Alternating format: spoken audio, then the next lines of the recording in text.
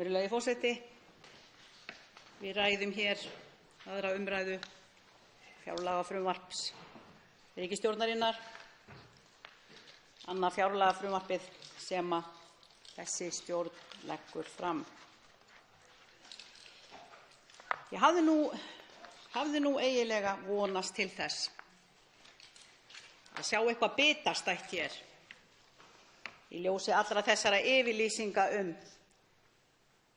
hvað hér hafi það allir rosalega gott og hvað við skorum hátt í meðaltalinu, hvað hagsældin hér mikil. En svo ekki. Það í rauninni ekki gert ráð fyrir því að bæta kjör þeirra sem höllustum fæti standa, minnihlutahópa eins og öryrkja, eina einustu krónu. Mig langar til þess að byrja á því að ræða Flokk fólksins. Þau áherslumál sem við höfum lagt fram, frumvörp, þingsályktanir sem allar eru á sömu bókina lagðar. Við erum að berjast af hugsjón gegn fátækt á Íslandi. Við til dæmis erum með frumvarp. Ég náttúrulega ekki með neina ræðu eins og venjulega, þannig að ég þarf bara að hafa punkta. Punktarnir mínir eins og hér. 300.000 króna lágmarksframfærslu skatta- og skerðingarlaust. Það skemmst frá því að segja að hæstv. Fjármálaráðherra var inntur eftir því hvað þessi aðgerð myndi kosta að koma lægstu launum þeirra sem bágast eru staddir upp í 300.000 krónur skatta- og skerðingarlaust. Og svarið var svo afspyrnu fáránlegt að liggur við ég geti varla sagt það. 159 milljarðar, sagði hann.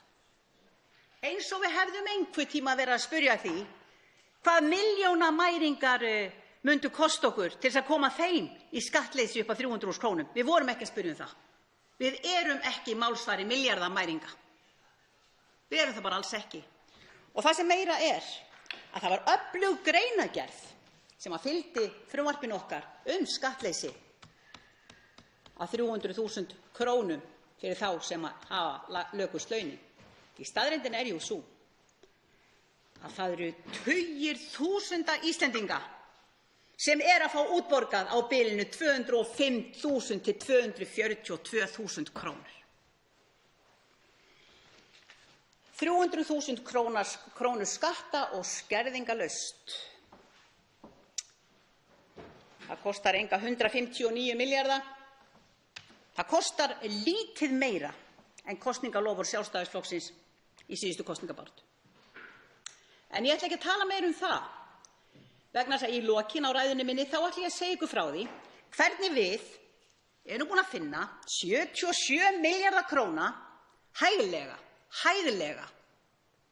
til þess að gjörbreyta áherslum, forgangsröðun á því sem við erum að horfa upp á hér í dag hjá hv. ríkisstjórn.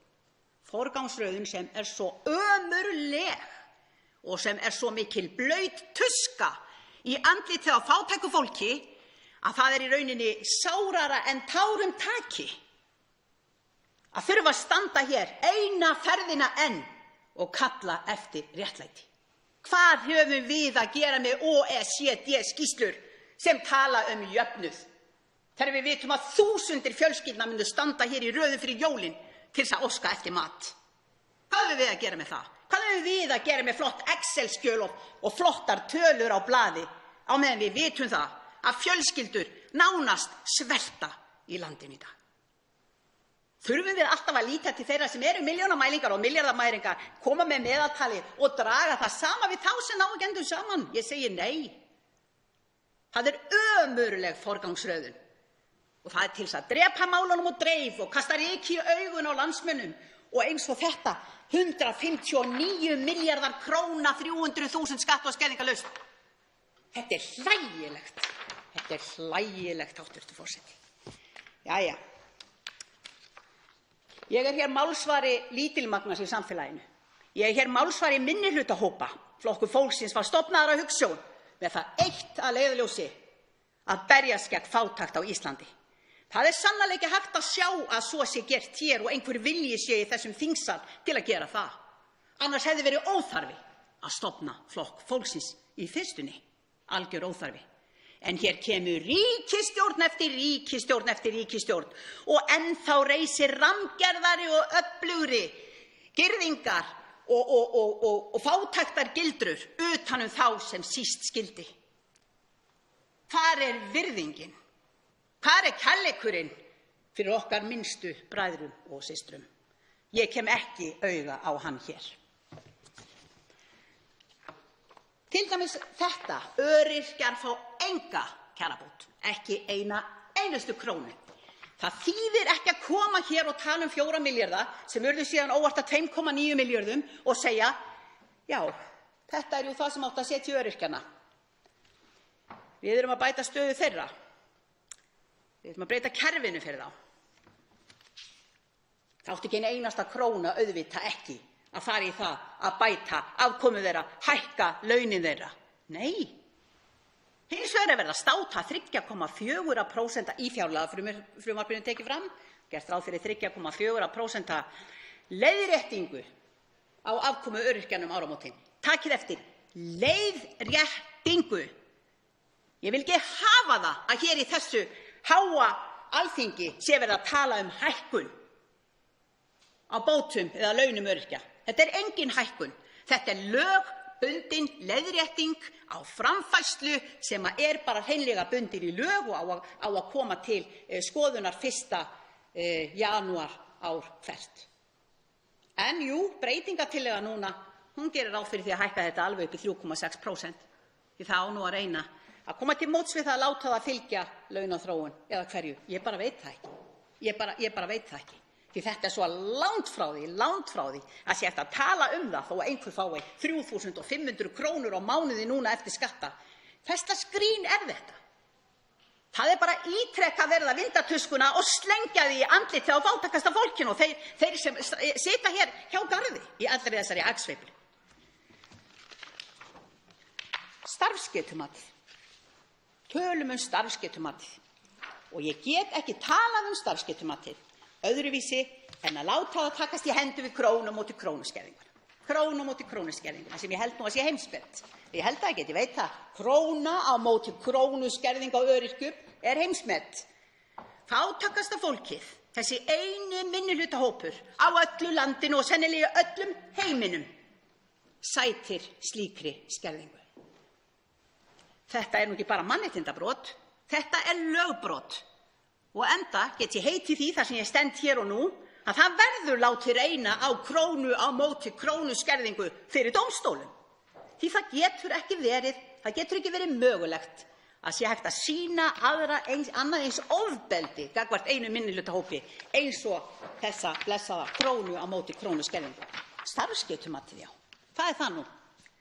Þangað eiga peningarnir að fara, þangað fara milljarðarnir. Ég veit náttúrulega ekkert hvað það kostar að vera búin að koma með þessa stýrihópa eins og stýrihópinn sem búin að vera að vinna að þessu málefni og í rauninni veit ég ekkert hvað hann að gera. Ég veit heldur ekki hvað hann kostar, ekki hugmynd það. En eitthvað kostar hann. Á sama tíma hef ég bent ítrekað á það að hið eina rétta og sanna starfsgetumat kemur eðli málsins samkvæmt frá öryrkjanum sjálfum. Það einhverjir sérfræðingar út í bæ sem að reyna að koma með flott og fínt Excel-skjal sem geta betur sagt okkur heldur við sjálf hversu megnug við erum á vinnumarkaði. Og við skulum ekki gleyma því að það eru á 400 öryrkjar með skerta starfsgetu sem eru að biðja hlutastörf, sem eru inni hjá Vinnumálastofnun að biðja hlutastörf. Vitið þið hvað? Virðulegi forseti, þau eru ekki til. Öryrkjar fá venjulega skýr skilaboð. Ef þeir hafa ekki tilkynnt það fyrirfram þegar þeir komi í atvinnuviðtal að þeir séu öryrkjar, þá venjulega ekki sérlega vel á móti þeim tekið í slíku viðtali. Þannig að ég hef ítrekað sagt, gefum fólkinu okkar kost á því að fara út að vinna. Það borgar staðgreiðslu af sínum launum. Það borgar sína skatta og skyldur. Og ef við reynum að gera það þannig að þau haldi almannatrygginga laununum sínum á meðan þau eru að aðlagast inn á vinnumarkaðinn, þá það ekkert annað sem við uppskerum heldur í jákvæðni og sigur og heldur það sem að Svíar og fleiri hafa uppskorið, að það stórfækkar öryrkjum inn í kerfinu, stórfækkar. Hér rekinn þessi svaðalegi hræðslu áróður staðreyndin, 42 milljarðar á ári fara í þetta kerfi. Árið 2030 með sama áframhaldi nýgengni örorku þá muni það vera 90 milljarðar. Er það þetta sem verið að bíða eftir? Á starfsgetumatið að redda þessu? Eða mundu kannski öryrkjarnir gera það sjálfir? Ég segi já. Það nákvæmlega það sem að öryrkjarnir mundu gera. Flokkur fólksins mælti líka fyrir fyrsta frumvarpinu sínu í desember 2016. Við endurtókum það núna. Fyrsta frumvarpi sem við fluttum núna líka. Það var afnám skerðinga á launatekjur aldraðra. Það merkilega við það að Tryggingastofnun svaraði því nú í vor, svaraði því til hvað það myndi kosta að afnema þessar skerðingar á launatekjur aldraðra. Og í rauninni var ekkert verið að tala hversu mikið kæmi af þeim inn í staðinn. Það var rúmur milljarður. Við erum með skýrslu sem að unnin var fyrir Félag eldri borgara í Reykjavík sem að segir að þessi kostnaður væri jafnvel rúmir 3 milljarðar en tilbaka myndi ríkissjóður fá 4,3 milljarða. Og það var auðvitað í breytunni þá að talað x fjölda eldri borgara sem að myndi halda áfram að vinna.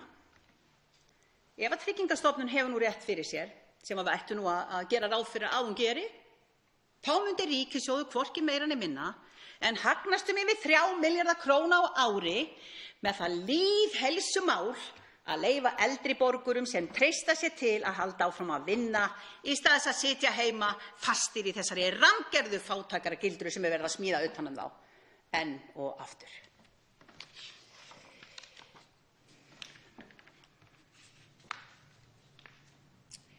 Jæja, ég ætla nú að halda áfram, virðulegi forseti, að tala pínlítið meira eldri borgarana okkar. Það vill svo einkennilega til að ég hef heyrt hérna hugtakið fráflæðisvandi ítrekað. Ég velti fyrir mér fráflæðisvandi, hvað það nú? Hvað fráflæðisvandi? Ég sá það í grein eftir forstjóra Landspítala háskólasjúkrahúss, þar sem hann segir að fráflæðisvandi, hann felst í því í rauninni að það safnast inn á Landspítala, fjölgar endalaust eldri borgurum sem eru tilbúnir að fara heim, en það ekkert þar sem grípur þá, það ekkert sem tekur við, ekki neitt. Þannig að ég túlkaði nú þetta hugtak þannig að þau flæða bara ekki nógu hratt út af spítalanum. Fráflæðisvandi. Ég verð að segja það, ég ekki sérlega ánægð með þetta hugtak, en látum svo vera, virðulegi forseti, ekki er það ég sem fann það upp, en nú skil ég það allavega. Það hefur sem sagt fjölgað inn á Landspítala háskólasjúkrahúsi frá því að ég var í kosningabaráttunni í fyrra, líklega rétt 28% eldri borgara sem komast ekki heim. Þeir voru þá rétt tæplega 100, nú voru 130, sem þýðir það er skortur á rýmum, bráðainnlagnarrýmum. Og hvers vegna skildum við tala það að vera hagsýn, það þarf að vera með ráðdeild í ríkisbúskapnum, það þarf að vera með hagsýn í ríkisbúskapnum á sama tíma, og við ætlum bara að borga mörgum sinnum meira fyrir hvern einstakling fastan inn á háskólasjúkrahúsi, Landspítala háskólasjúkrahúsi, heldur en að hjálpa honum við að komast heim þangað sem hann vill fara og langar til að vera.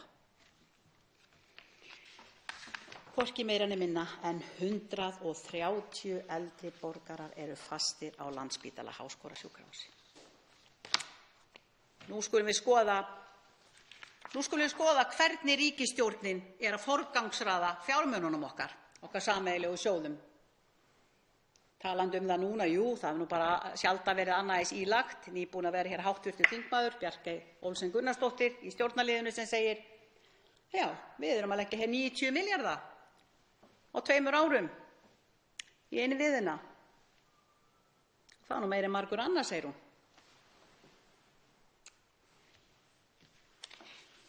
Við skulum tala hér forgangsröðun. Það á að lækka skatta, örlítið pingulítið. Það á að lækka á það mikið að réttu rúm prósent. Talað að ég að fylgja vísitölu og alls konar útreikningar sem ég geti engan veginn haft tíma til að reyna að útlista fyrir ykkur, virðulegi forseti, því ég skil þá ekki einu sinni sjálf. En eina sem ég skil það er þetta: það kostar ríkissjóð 14 milljarða króna og þeir sem höllustum fæti standa og fá nú þessa rausnarlegu lækkun, það dugar ekki fyrir hálfri pizzu á mánuði. Er þetta að hjálpa fátæku fólki á Íslandi í dag? Ég segi nei. Heyrðu, það er, virðulegi forseti, 7 milljarðar vegna lækkunar bankaskattsins. Það var að lækka bankaskattinn 63%. Eins og bankarnir séu í vanda. Ekki hef ég heyrt það.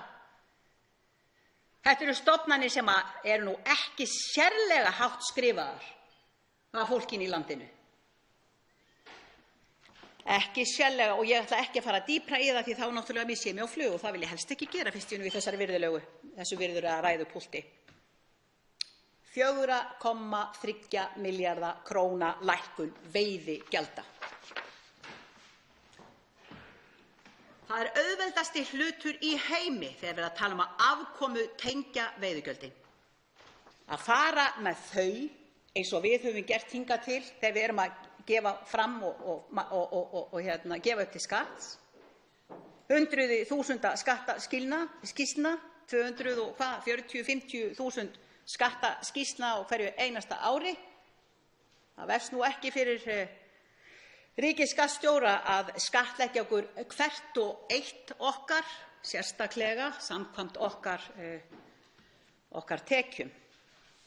En það virðist vefjast fyrir því, þó svo að þessi gríðarlega samþjöppun hafi átt sér stað í útgerðinni, þá virðist það vefjast fyrir þeim að afkomu tengja hverja og eina útgerð fyrir sig. Því það er alveg rétt að lítil og sérstaklega smábátar og þeir sem að koma nýr inn í greinina, þeir eiga í vök að verjast. En við þurfum ekki að lækka veiðigjöldin 4,3 milljarða sem að nýtist ekki síst þeim sem að eru milljarðamæringar fyrir og greiða sér milljarða og milljarða ofan út úr auðlindinu okkar í arð á hverju einasta ári. Við eigum að láta þá borga fyrir aðganginn og við eigum að afkomu tengja það þannig að þeir sem þurfa á að halda fái.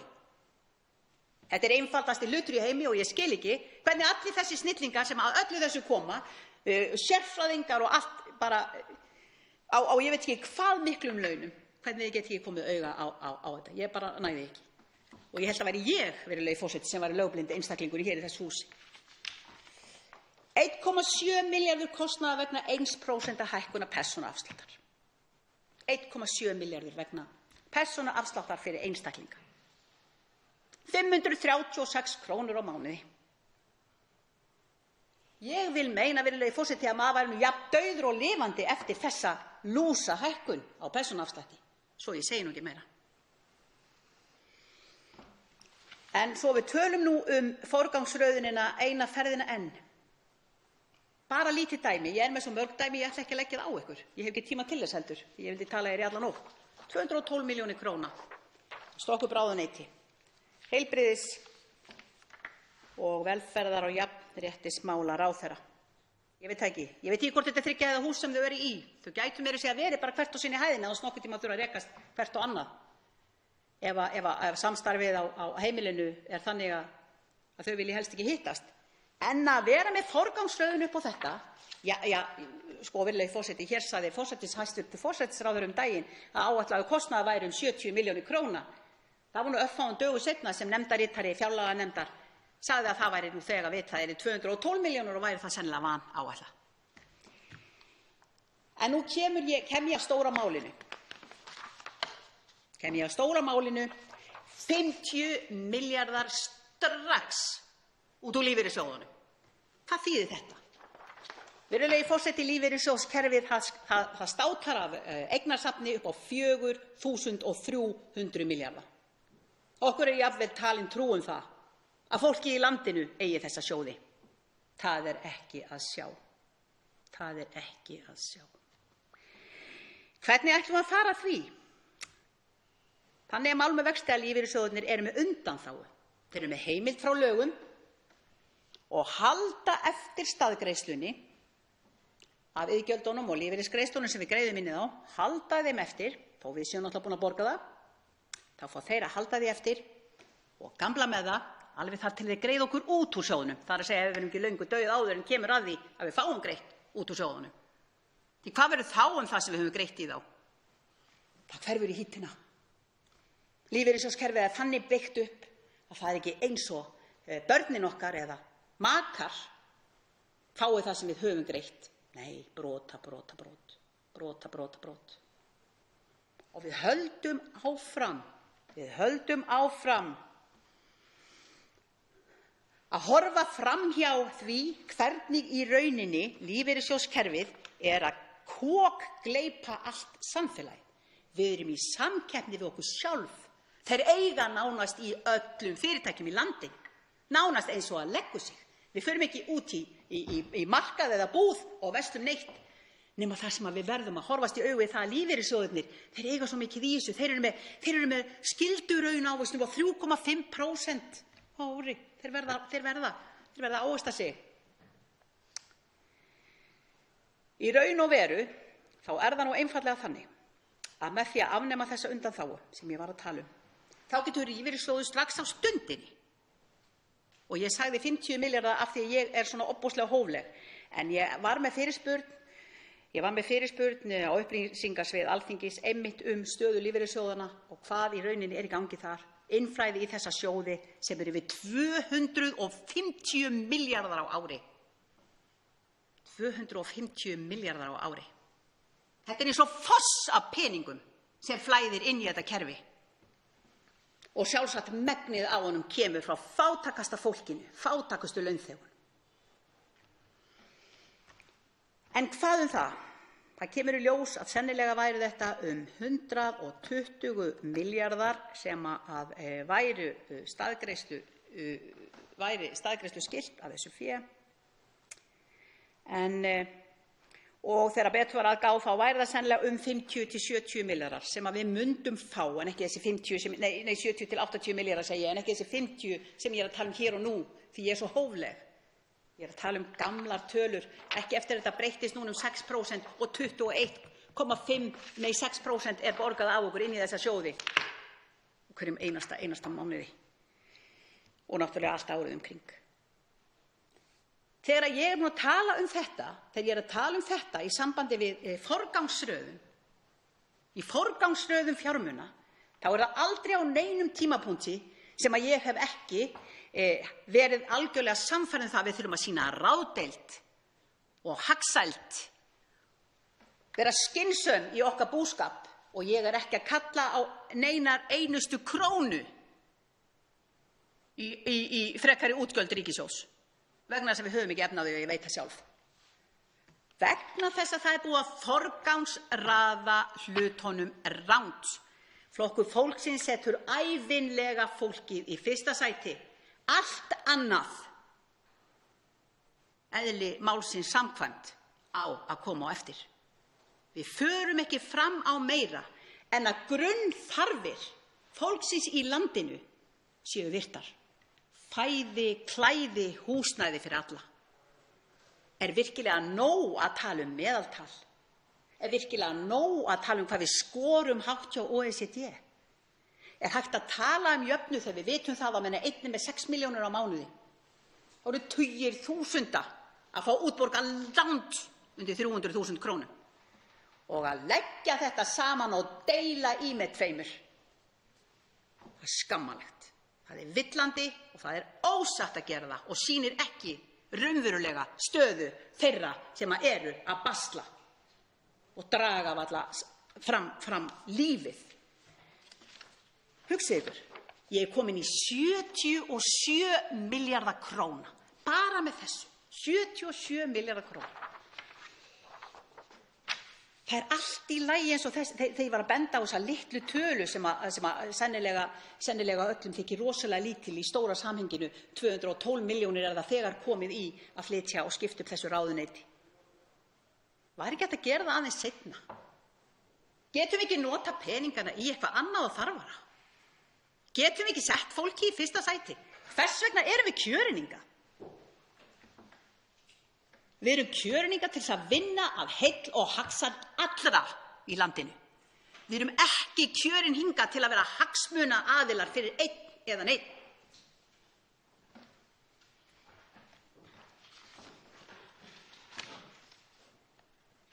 Ég segi virðulegi forseti. Það sárara en tárum taki að horfa upp á það að hér sé komið og talað eins og til dæmis þennan blessaða stjórnarsáttmála ríkisstjórnarinnar sem svo kafloðinn og opinn í báða enda. Hann nákvæmlega í takt við þetta fjárlagafrumvarp sem ég að tala hér og nú. Nákvæmlega í takt við það. Vegna þess að það eitt að tala að koma til móts við fólki í landinu. Það annað að segja satt og það þriðja að standa við það. Því það alveg ljóst að þrátt fyrir það að eina jákvæða sem ég að sjá nákvæmlega núna sem var virkilega gert fyrir fólk og var samt ekki hægt að fara alla leið. Það var samt ekki hægt að fara alla leið. Þegar við erum að tala dauðans alvöru sjúkdóm sem búinn að verða 42 einstaklingum að aldur til á árinu. Hugsið ykkur. Jú, það var bætt í 150 milljónir. 150 milljónir. En það var beðið meira. Það þarf meira. Betur má ef duga skal. En þetta vefst fyrir mönnum. Þetta vefst fyrir mönnum.